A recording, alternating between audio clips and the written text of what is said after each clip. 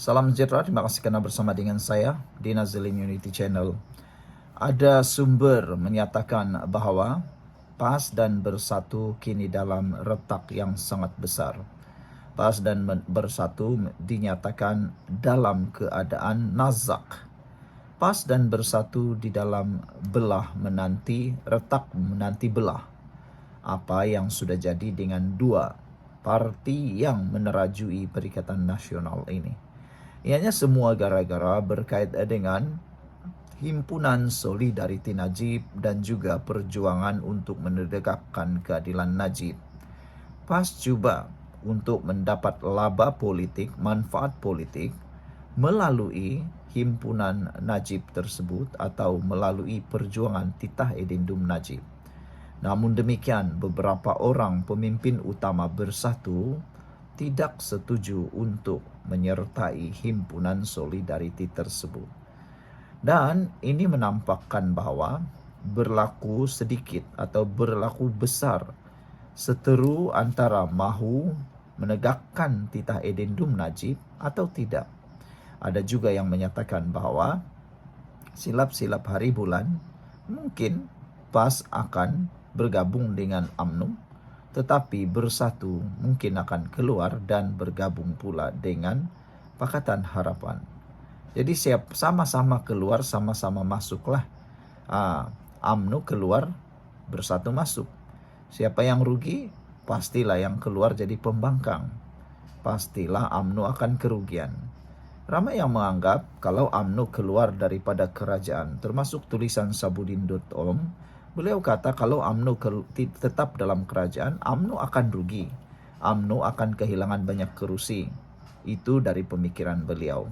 Tapi ada juga pengulas politik kata, sebenarnya kalau UMNO keluar daripada kerajaan perpaduan, keluar daripada Madani, UMNO lagilah rugi. Dia tak akan dapat apa-apa lagi. Silap-silap hari bulan, ia akan terus ditelan habis-habisan oleh PAS. Dan mungkin UMNO tidak akan mampu lagi bangkit untuk bangkit menjadi sebuah parti yang kuat lagi. Harus diingat, kita tak boleh nafikan PAS mempunyai kekuatan yang lebih daripada UMNO buat masa ini. Di kawasan-kawasan Melayu terutamanya semasa pilihan raya. Jadi kalau UMNO nak bertanding pilihan raya nanti, Sabudin kata mungkin akan hilang sehingga 15 kerusi sahaja lagi tinggal. Daripada 25 tinggal 15. Tapi nak tanyalah kan, bila pilihan raya nanti, PAS nak bagi ke kerusi yang ada Melayu? PAS nak bagi ke kalau dia gabung dengan UMNO? Itu yang Sabudin kena jawab balik. PAS nak bagi ke kerusi selamat pada UMNO? Atau UMNO sanggupkah bertanding di kawasan tidak selamat? Berapa kerusi yang sanggup diberi oleh PAS? Nak cerita tentang politik, biarlah sampai ke dalam begitu. Oke? Karena dalam PAS, dalam parti UMNO, semuanya boleh berlaku bila-bila waktu. Namun apabila itu dikatakan ada retak menanti belah antara Bersatu dan PAS, para pemimpin Perikatan Nasional menjawab, mana ada retak. PAS Bersatu senada bela nasib Najib, kata mereka. Biasalah, itu teknik mempertahankan diri. Itu teknik untuk mengelak diri daripada dikecam. Itulah cara untuk mempertahankan diri. Siapalah yang mengaku ada retak belah kan? Selama ini di kerajaan pun ada kata retak belah, menanti belah, retak menanti belah antara PKR, Pakatan Harapan dan Barisan Nasional pun ada, tapi tetap juga dinafikan. Ini kan pula dalam pembangkang. Bersatu tidak ada masalah dengan tindakan PAS yang dilihat agresif memperjuangkan Titah Edendum yang membenarkan bekas Perdana Menteri Najib Razak menjalani baki hukuman penjara dengan tahanan di rumah.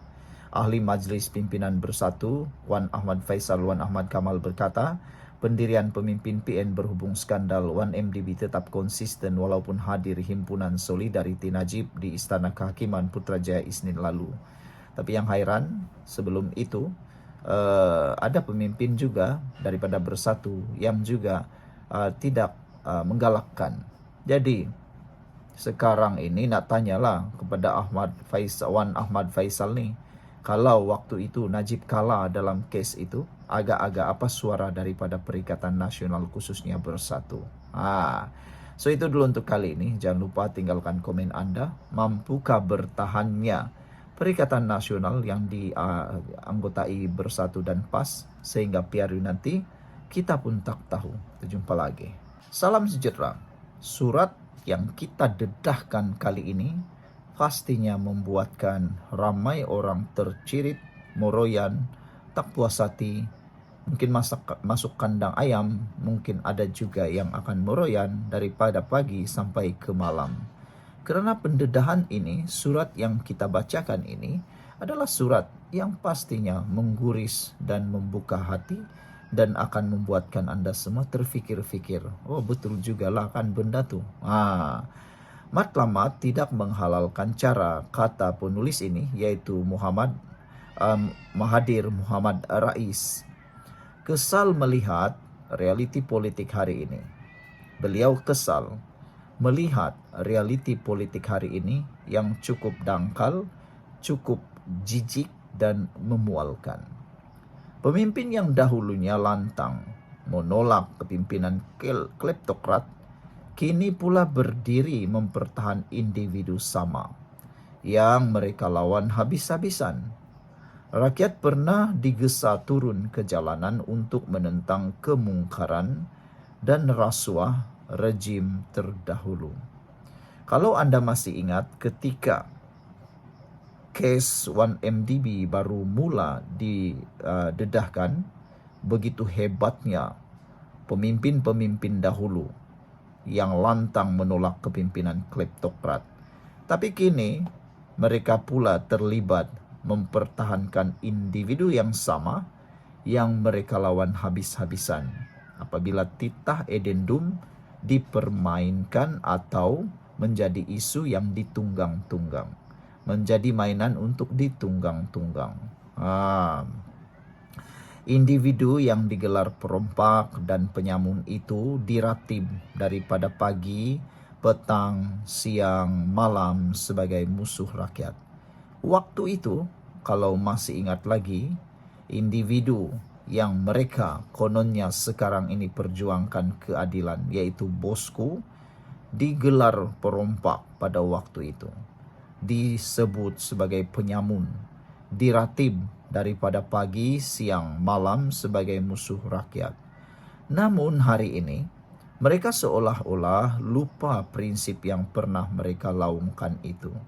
Terkini dalam himpunan Solidariti Najib, PAS tanpa segan silu mengarahkan semua ahli untuk berhimpun bagi menyokong menegakkan keadilan untuk Najib bagi titah edendum. Dulu meratib Najib, sekarang mempertahan keadilan untuk Najib pula. Anak-anak muda yang menjadi suara perubahan dijadikan mangsa permainan politik. Mereka diracun, minda, dikerah untuk melawan. Bahkan ada yang hilang pekerjaan, dipenjara, dan disoal siasat karena perjuangan yang disangka murni itu. Lebih mengecewakan dan lebih mengasihankan ialah anak-anak muda ini ada yang sudah berkeluarga, baru bekerja, tapi sudah hilang pekerjaan karena telah ditangkap, dipenjara, karena berjaya diracun oleh mereka-mereka yang coba memperalatkan anak-anak muda ini untuk mengikuti perjuangan yang disangka murni ini dan mengikuti pula himpunan-himpunan haram tersebut. Semua pengorbanan itu rupanya hanya untuk mempertahankan mereka yang sama-sama menjadi sebahagian daripada kemungkaran.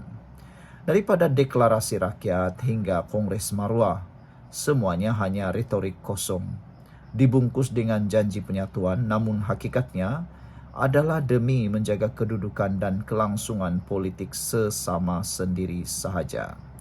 Siapa yang memalukan negara di mata dunia?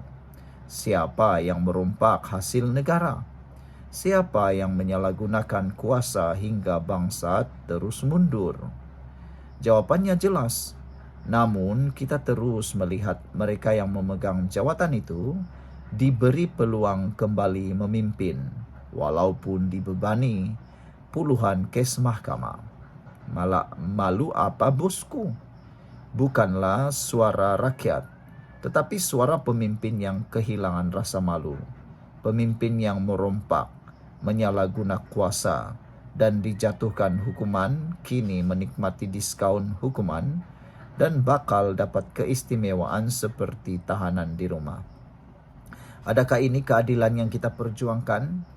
Jika seorang banduan elit boleh diberi layanan istimewa, apakah nasib rakyat marhain di penjara? Pemimpin mengajak pengikut berbicara tentang hak bangsa dan agama, tetapi bandingkan dengan bangsa lain. Bangsa lain menjaga ekonomi mereka, bersatu tanpa mengira ideologi dan menggunakan kuasa untuk memajukan bangsa mereka. Sebaliknya, kitalah yang terus berbalah sesama sendiri, salah guna kuasa, dan menjual prinsip untuk keuntungan sementara. Demi kuasa, ada yang sanggup bekerja sama dengan pihak yang mereka hina dan lawan sebelum ini. Rakyat semakin sedar bahwa mereka hanyalah alat dalam permainan politik.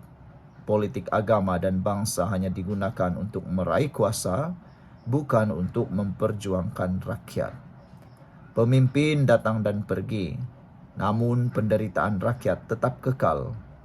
Setiap pilihan raya, rakyat diberi RM100 atau RM200 sebagai suguhan, tetapi selepas itu apa yang dijanjikan seringkali dilupakan. Hasilnya, golongan elit terus kaya. Anak-anak mereka terus menjarah harta negara, manakala rakyat bawahan terus ketinggalan. Kita menyaksikan bagaimana individu yang menjadi simbol kleptokrasi kini dibela oleh pihak yang dulunya berdiri di barisan depan menentangnya. Di mana marwah mereka? Di mana prinsip? Hari ini, rakyat sudah tidak lagi termakan dengan naratif lama. Kita tahu bahwa perubahan sebenar tidak akan datang selagi golongan pemimpin ini terus bermain dengan retorik agama dan bangsa untuk kepentingan diri sendiri. Jika bangsa lain boleh bersatu untuk membina masa depan, mengapa kita masih terperangkap dengan kitaran politik yang sama? Sudah tiba masanya rakyat tidak lagi menjadi mangsa permainan kuasa. Kita memerlukan pemimpin yang benar-benar jujur, berprinsip dan berjuang demi rakyat, bukan sekadar menjadikan rakyat alat untuk mempertahankan takhta mereka.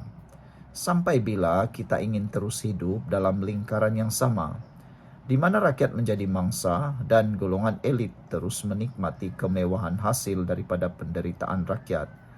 Inilah masanya untuk perubahan. Matlamat tidak pernah menghalalkan cara, dan rakyat harus bangkit menuntut keadilan yang sebenar, bukan lagi untuk individu atau kumpulan tertentu, tetapi untuk masa depan seluruh generasi. Ditulis oleh Mahathir Mohamad Rais, ialah Setiausaha Perikatan Nasional Wilayah Persekutuan. Bagaimanapun, Mahathir berkata pandangan di atas dikeluarkan atas kapasiti individu.